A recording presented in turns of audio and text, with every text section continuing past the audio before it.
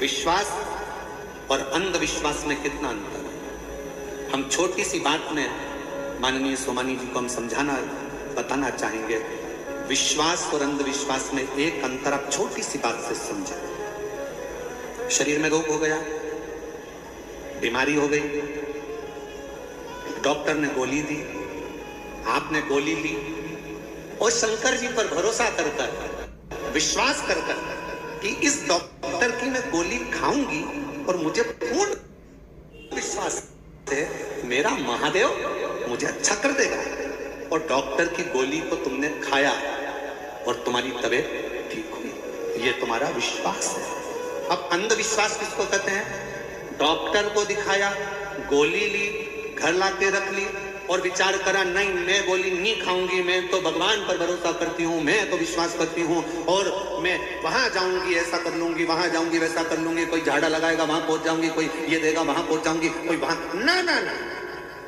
इसको अंधविश्वास कहा गया। विश्वास अंधविश्वास में अंतर है। विश्वास में गोली डॉक्टर दिया है, शिव पर भरोसा कर डॉक्टर की गोली को तुमने खाया, स्वास्थ्य ठीक हो गया। अंधविश्वास में आप अपने मन के हिसाब से आडंबर में फंसे हो। आपने सोचा कि मैं गोली नहीं खाऊं, मैं दवाई नहीं खाऊं। शिव महापुराण की कथा कहती है कि कली काल में जो बीमारियां किसी को नहीं होती थी, कहीं इक्का दुक्का को होती थी, कली काल में ये सब्जी भाजी अनाज जितना होता है इसमें दवाइयां डाली जाती है ज्यादा उपज के लिए।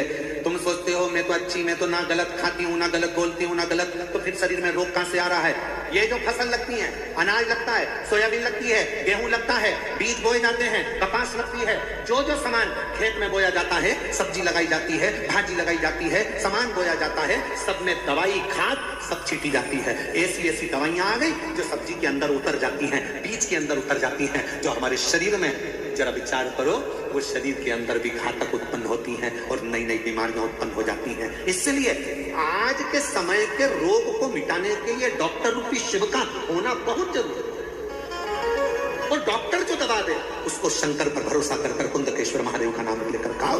ये विश्वास आडंबर में नहीं पड़ना।